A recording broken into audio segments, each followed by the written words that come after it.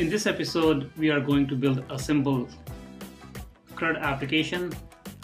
This is how the final application will look like. We will have list of products, and you can click on new to create a new product. So in this case, I have typed laptop as the name and $2,000 as the price. And when I click submit, I see the new record laptop with $2,000. I can edit this record, and I'm going to change the name of product from laptop to Mac laptop. And as you can see, the name has changed to Mac laptop. So let's go and build this application. So the first thing I'm going to do is I'm going to create a new branch called CRUD, and then I'm going to do Rails generate a scaffold product name the string, and price will be integer, just to keep things super simple.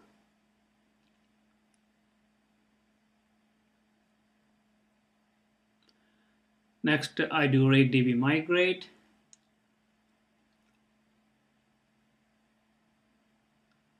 Let's add 2 records to db seed just to get started with. So here I have 2 products, 1 t-shirt and 1 cap.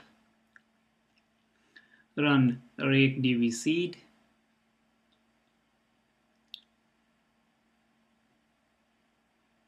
I have started the server in background, and when I visit localhost 3000 products, I see my listing, and I also see the ember.js application which was created in the last episode.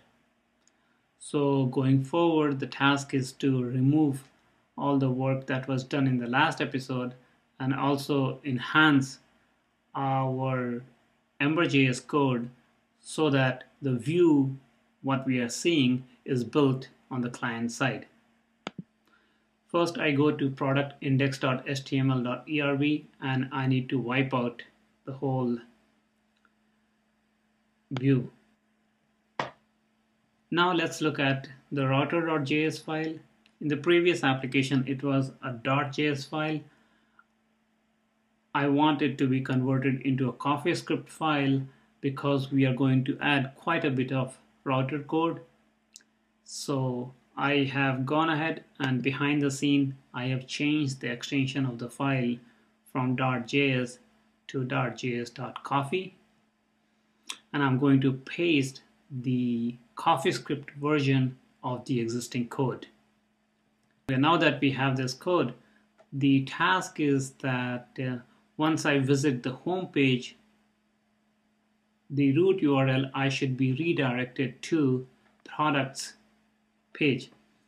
And in order to do that, we are going to use redirects to a helper function given to us by ember.js.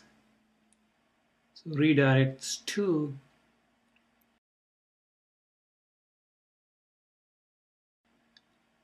products.index, and we can get rid of connect outlets. Now what's products index? We need to build products first. So products ember route extend route / products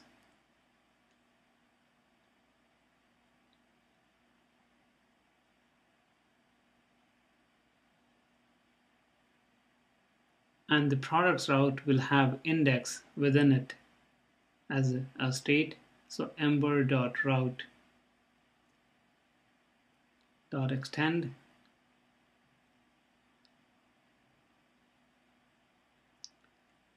It will have its own route, which is /. Next, connect outlet. Next, connect outlets. It accepts a parameter called router, and router.get application controller dot connect outlet products payment dot product dot find. So here we are instantiating products controller, and to the products controller content we are putting the data retrieved from products table. Scaffold generated this model called product.js, and it put the price as integer. Ember.js prefers to have number, so let's change integer to number. Now let's go to config routes and change the route to products index. Now let's go to products.handlebar, and here I'm going to delete the content which is not relevant to us. So now if I refresh, all that products and content is gone. I have a blank page, but what I need to display here is list of all the products and their name and price. Using Ember data, all that information is coming in JSON format, and Ember data is converting it and is making instances of product model as content. So here we can iterate through the product in content, and we can display product.name and product.price. If I refresh the page, I get to see t-shirt, I get to see cap, two of the products we had created in Seed. If I look at network tab, if I refresh the page, there is a call to products. It was a GET request, and I can see the response is a JSON data with ID, name, price, and for the second data, same attributes, ID, name, and price. Here I'm pasting code to generate edit link. Action helper is being used. The first parameter to action helper is edit product, which is the action name. Second parameter is the instance of the product, and option href has true value. Let's see how it looks in browser. If I refresh the page, I'm getting an error that I must specify a target state for event edit product. So what it means is that edit product state is not defined in our router. Let's fix that.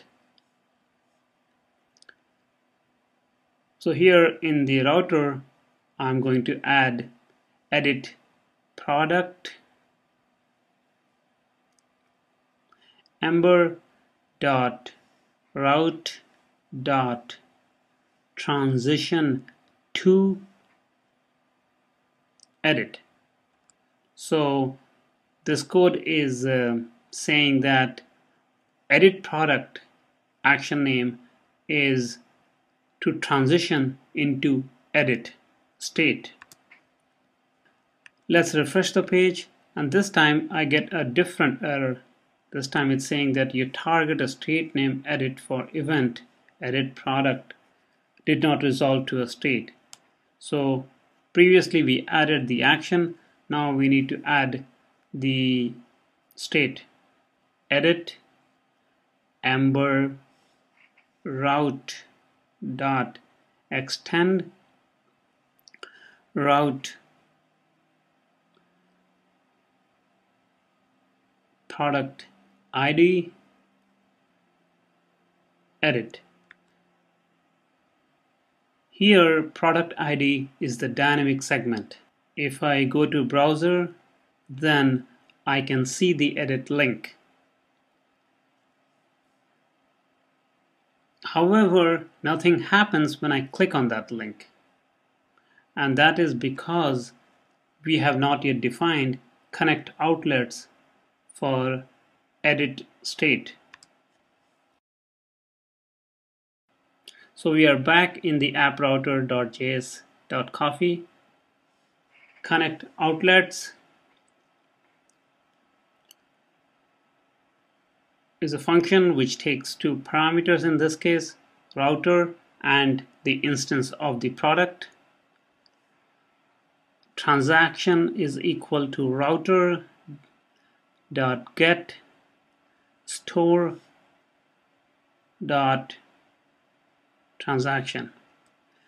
Ember data ensures that all operations such as creation of a record, update, or edit happens within a transaction, and we get that transaction from a store, which is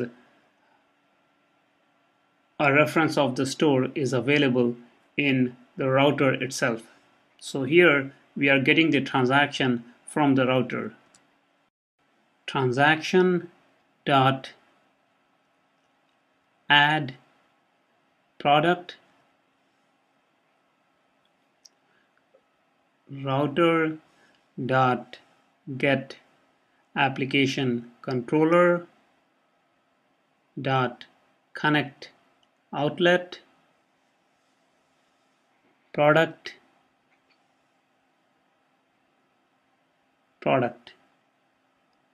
router dot get products controller dot set transaction comma transaction. So here first of all we wired the product instance to the products controller, and in the second line the products controller was given this transaction instance. Let's see how it works in the browser. I refresh the page, and this time I see the content product your content here. I'm seeing this information because when I did Rails generate a scaffold, then in the handlebar template by default this value was put in. So let's fix it. Here I am in product.handlebars. I can delete all this, and I'm going to put the markup that we need. So here I am creating a form which has a label. I'm using bind attr, which was used in the previous episodes, and after that I'm using view helper to create a text field for name, and in the second case I'm creating a text field for price, and obviously we also have save and cancel. If I look in browser, this time I see the form which has name and price and save and cancel button. However, if I change the price and hit save, I get an error, and it is because event save is not yet defined. So here I just pasted the code for save. The code is pretty simple. It is taking two arguments, router and product. In the next line I'm getting transaction from the product controller, and then transaction.commit, and then I'm saying to router that go back to the index page. Let's see how it works in the browser. I refresh the page, change the price from 20 to 21, hit save, and voila, this time I see 21 as the price. Of course, I'm seeing the change 21 here, but just to be extra sure that this value was persisted in the database on the server side, I'm going to refresh the page. And even after refreshing the page, I'm seeing the price as 21. It means that the changed value was indeed saved to the database on the server side, and it is not merely cached on the client side. So save is working. However, if I hit cancel, then it's not working. And I'm getting the error that event cancel is not yet defined. I'm going to paste the code for cancel. Once again, I'm accepting two parameters, router and the instance of the product. And products controller has a reference to transaction, which I'm getting back. And this time, since it is cancel operation, I'm doing transaction.rollback. And after that, go back to index, just like save. I refresh the page and I hit cancel, and I'm taking to the index page. So cancel is working. Now I'm able to do edit and cancel.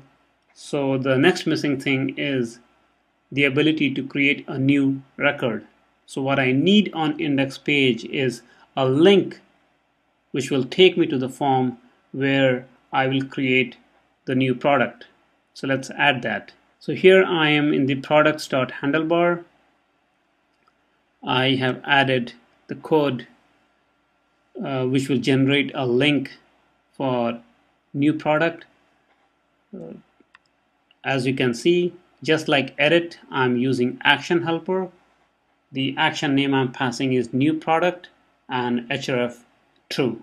I refresh the page and I'm getting an error saying that target state for event new product is not declared. So I come back to router, and here, just like edit product, I added a line for new product. Now let's go back to browser, refresh the page, and this time I see that new product did not resolve to a state. So let's come back to router, and I pasted the code for new. Refresh the page, and now I see the link for add new product. However, if I click on this link, then nothing is happening. This is because we have not yet connected the outlets.